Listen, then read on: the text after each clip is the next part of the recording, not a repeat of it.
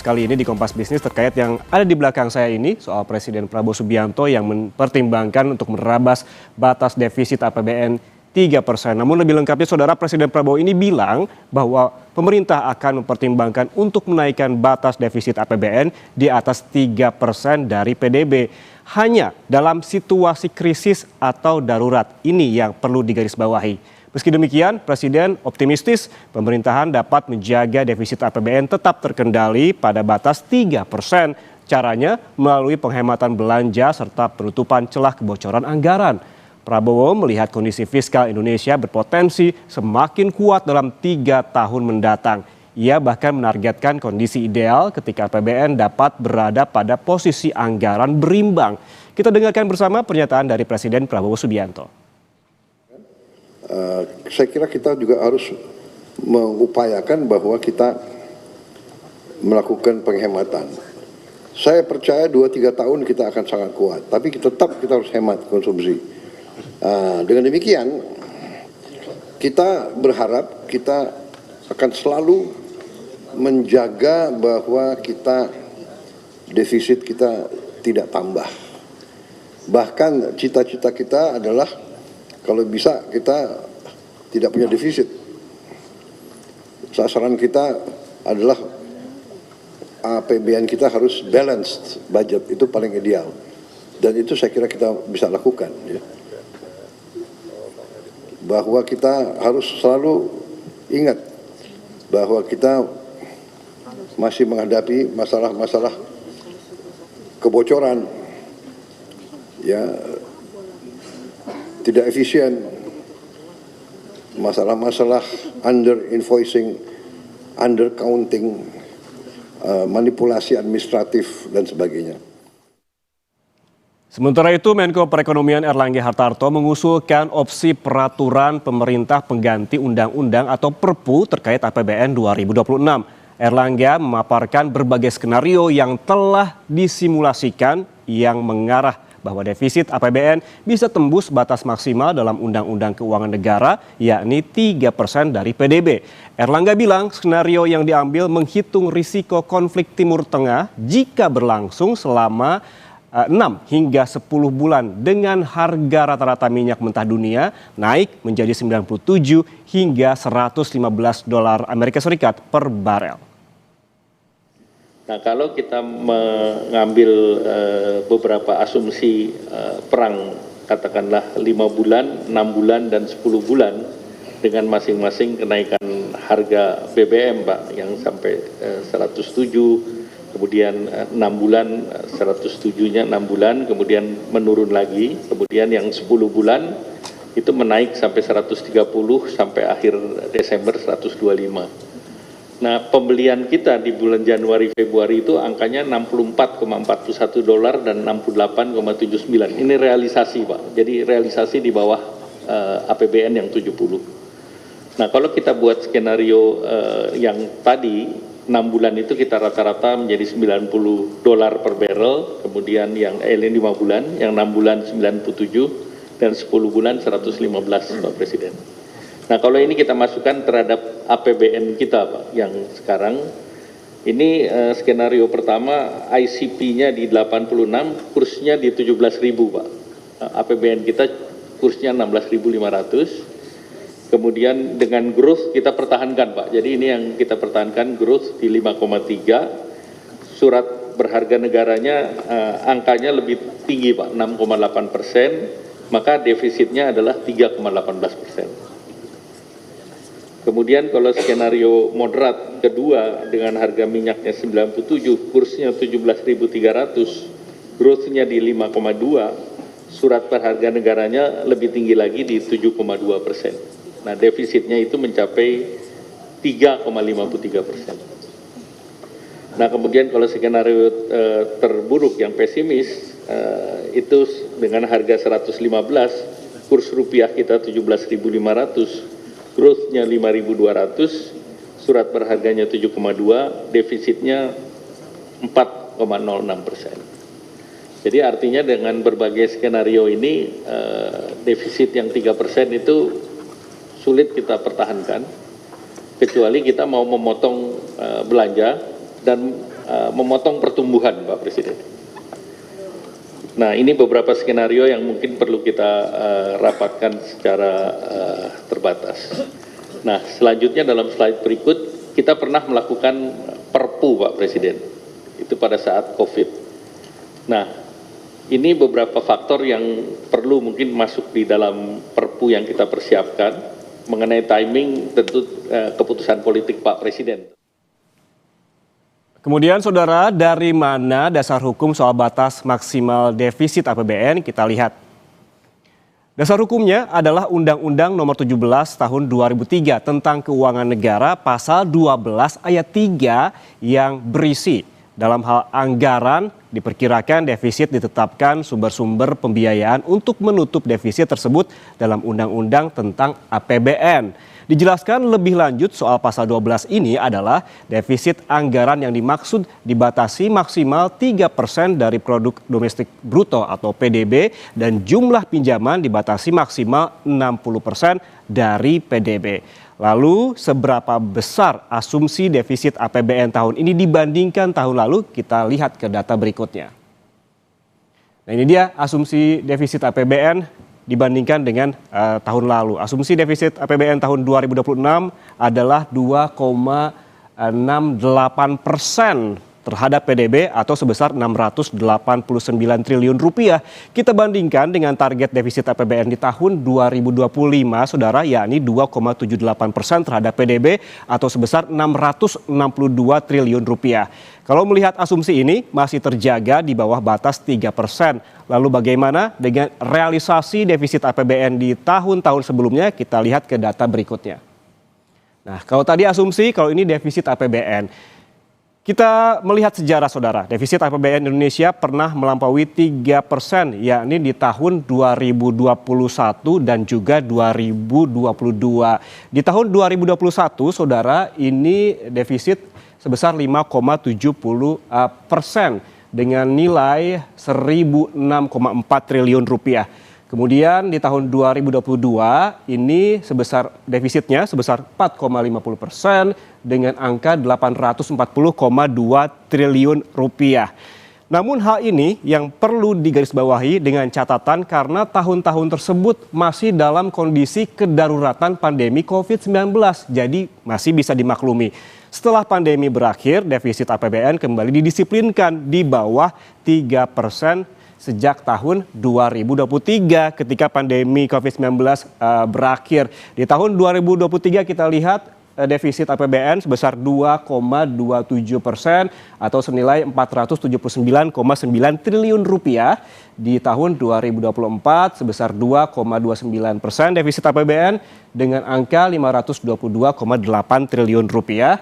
Dan di tahun 2025 ini masih terjaga sesuai undang-undang di bawah 3%, yaitu 2,92% dengan nilai ataupun angka 695,1 triliun rupiah. Sehingga pertanyaannya, saudara, apabila ada opsi melebarkan defisit APBN di atas 3% pada tahun ini, seberapa mendesak dan apakah kedaruratannya sama seperti masa pandemi? Sekali lagi, saudara, Presiden Prabowo bilang bahwa pemerintah hanya akan mempertimbangkan untuk menaikkan batas defisit APBN di atas 3% dari PDB hanya dalam situasi krisis atau darurat. Presiden optimistis APBN tetap terkendali pada batas 3% melalui penghematan belanja serta penutupan celah kebocoran anggaran. Bagaimana caranya? Kompas Bisnis akan membahasnya usai jeda. Tetaplah bersama kami. Saudara, hanya dalam kondisi darurat dan juga krisis, Presiden Prabowo Subianto bilang akan mempertimbangkan untuk menaikkan batas defisit APBN di atas 3% dari PDB. Presiden tetap optimistis APBN tetap terkendali pada batas 3% melalui penghematan belanja serta penutupan celah kebocoran anggaran.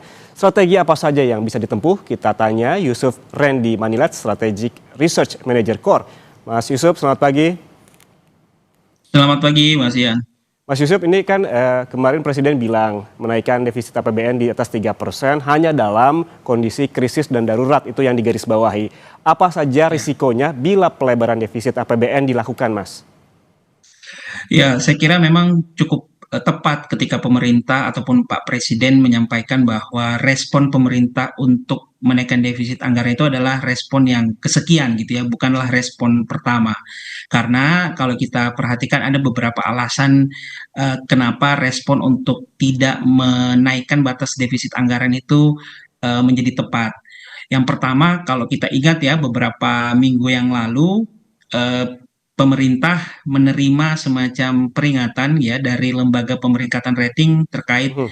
peningkatan defisit anggaran yang terjadi saat ini. Ketika itu memang situasinya belum ada konflik geopolitik, situasinya masih tenang, tetapi setidaknya pesan yang disampaikan oleh lembaga rating adanya risiko yang bisa muncul ketika pemerintah mengeksekusi kondisi anggaran sekarang, yaitu risiko pelebaran defisit anggaran. Jadi ketika lembaga rating meningkatkan outlook-nya atau mengubah outlook-nya, kita lihat ada persepsi yang berubah dari investor yang kemudian itu terlihat dari capital outflow ya yang terjadi pada kondisi tersebut. Jadi ketika misalnya pemerintah mengambil opsi untuk tidak melebarkan defisit anggaran, saya kira itu tepat karena ketika kondisinya berkebalikan, artinya pemerintah mengambil opsi pelebaran defisit anggaran, ini akan semakin mengkonfirmasi apa yang disampaikan oleh lembaga rating bahwa Hmm. terjadi pelebaran defisit dan akhirnya itu akan menciptakan kepanikan pasar dan pada akhirnya ini akan menciptakan capital outflow dan menekan nilai Hmm. tukar rupiah kita yang ujung-ujungnya sebenarnya juga akan memberikan dampak terhadap anggaran kita. Itu alasan Oke. pertama. Kemudian yang Hmm. kedua, sebenarnya pemerintah punya cara lain untuk tidak melebarkan defisit anggaran di atas 3% rasionya dengan cara melakukan penghematan, melakukan refocusing dan realokasi anggaran kembali gitu. Oke. Ada beberapa pos anggaran yang saya kira cukup strategis, terutama program-program flagship itu bisa dieksekusi kemudian agar tidak menyebabkan kenaikan batasan defisit melalui peningkatan belanja yang sangat besar. Jadi alasan itu sebenarnya yang menjadi dasar kami menjadi tepat kenapa pemerintah harus tetap mempertahankan batasan defisit anggaran karena ada disiplin fiskal yang harus dijaga, ada cara-cara lain yang sebenarnya juga bisa ditempuh oleh pemerintah untuk menjaga kesehatan anggaran tidak hanya pada saat ini tetapi juga kita bicara bagaimana nanti ya dalam jangka menengah hingga panjang dampak dari krisis saat ini ke APBN kita. Oke, oke. Kalau kita juga dengarkan tadi dari Presiden Prabowo bahwa memang pelebaran defisit ini opsi yang kesekian begitu. Yang dikedepankan adalah penghematan dan juga efisiensi. Seperti Anda sebutkan tadi, bahwa penghematan yang disebutkan tidak dirinci secara detail. Rekomendasi dari KOR sebetulnya penghematan seperti apa yang perlu dilakukan oleh pemerintah?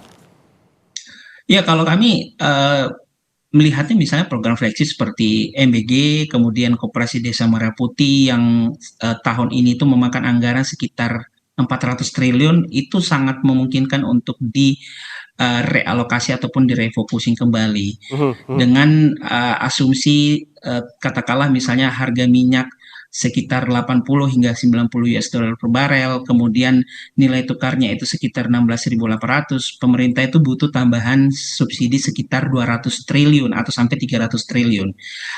Kebutuhan penambahan anggaran subsidi itu bisa diambil tadi dari melakukan refocusing program-program flagship MBG dan juga Koperasi Desa Merah Putih. Dan saya kira momentumnya juga cukup tepat mengingat saat ini kan kita masih berada di tahun awal anggaran sehingga eksekusi dari anggaran program-program tersebut juga belum sepenuhnya berjalan gitu ya. Sehingga nantinya pemerintah bisa mengambil alokasi dari sana.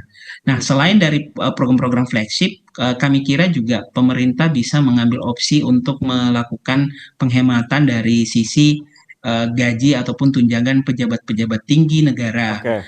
Kalau kita lihat memang alokasi ini tidak sebesar dengan refocusing program-program flagship, tapi setidaknya ini memberikan opsi agar pemerintah bisa menjaga ya batasan defisit. Dan yang terakhir juga sebenarnya juga ditempuh ya negara lain langkah penghematan bisa dilakukan dengan cara membatasi perjalanan terutama untuk aktivitas pemerintahan.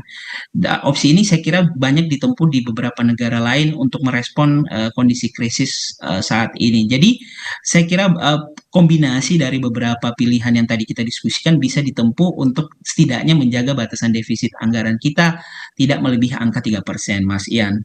Oke, salah satu cara yang ditempuh sejumlah negara seperti yang Anda sebutkan tadi adalah dengan menghemat BBM dengan salah satunya juga menginstruksikan WFH bagi pekerja.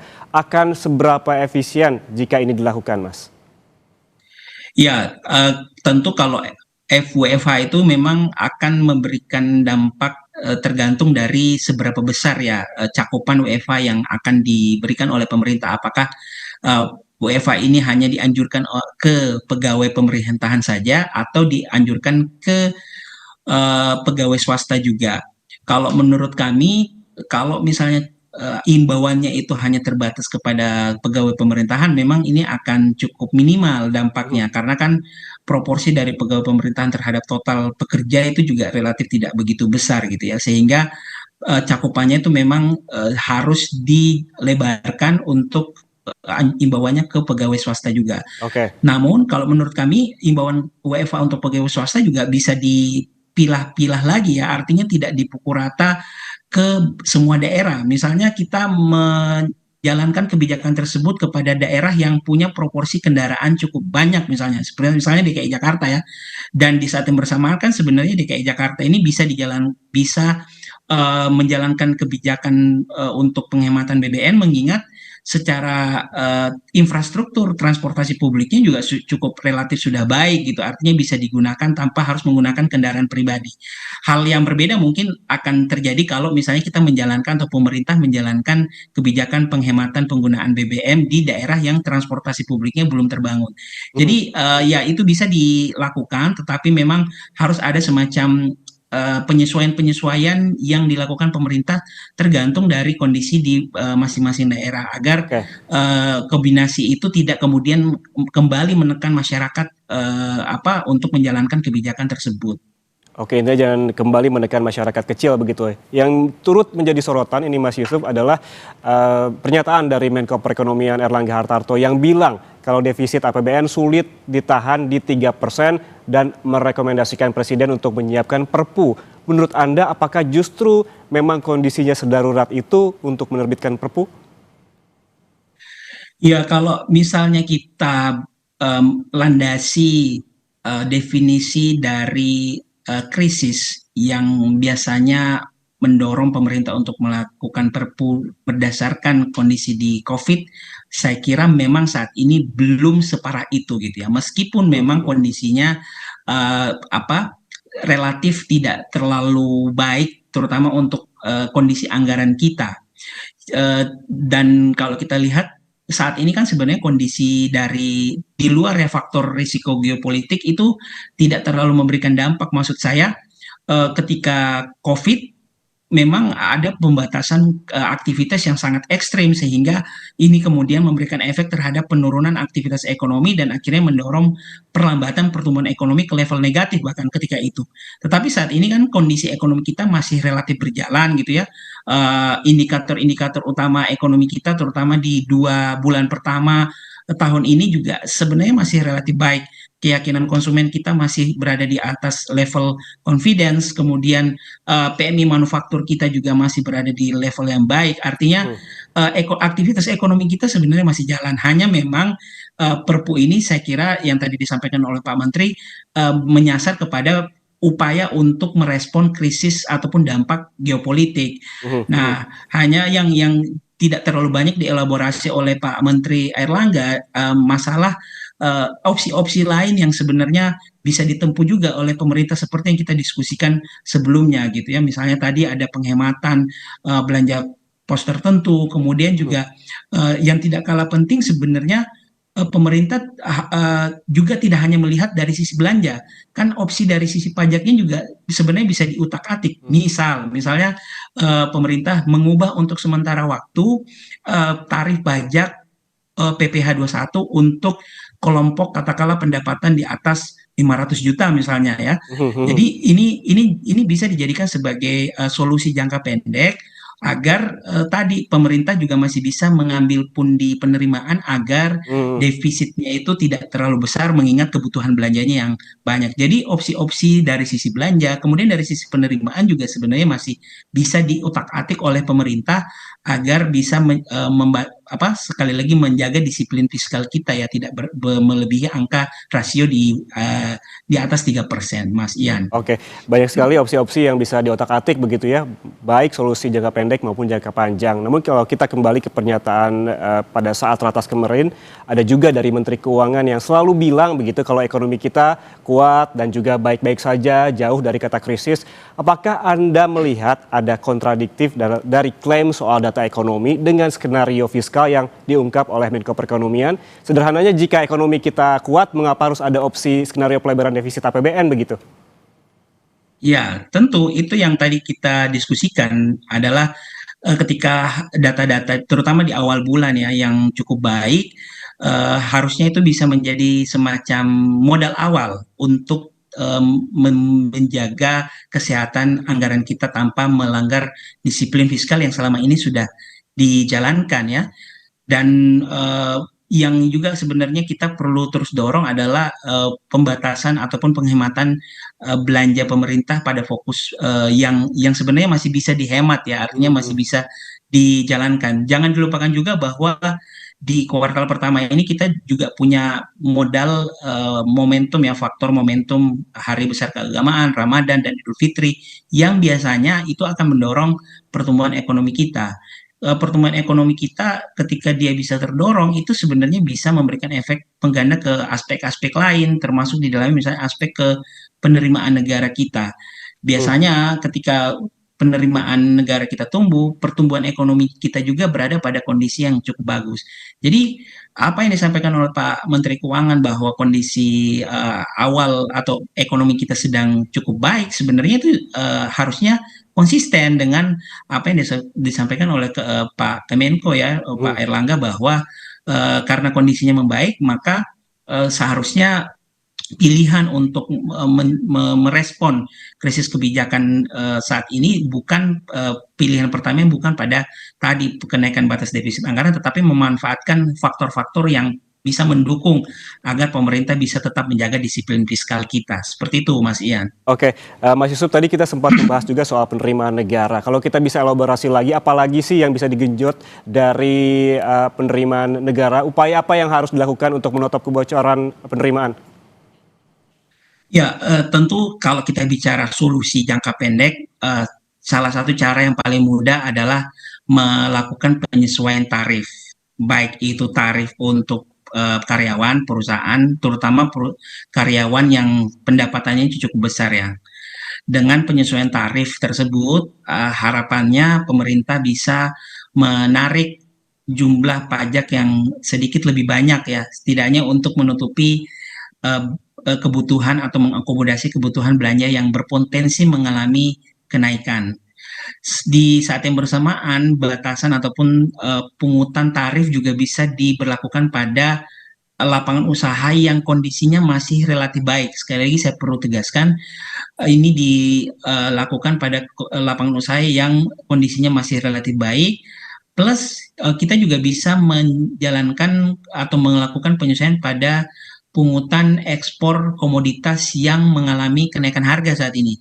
Bagaimanapun juga kalau kita lihat kenaikan harga minyak yang terjadi saat ini itu juga memberikan aspek ataupun efek positif ke kenaikan harga komoditas lain. Misalnya kalau kita lihat kenaikan harga batu bara itu juga terjadi di awal tahun seiring dengan kenaikan harga minyak dan beberapa harga komoditas lain. Jadi saya kira pemerintah sudah punya kerangka regulasinya di mana ketika harga komoditas mengalami peningkatan pada titik tertentu, itu pemerintah bisa melakukan penyesuaian harga. Jadi dengan penyesuaian harga itu nantinya pemerintah juga bisa menerima pundi yang bisa digunakan untuk tadi ya mengkompensasi kebutuhan penambahan belanja.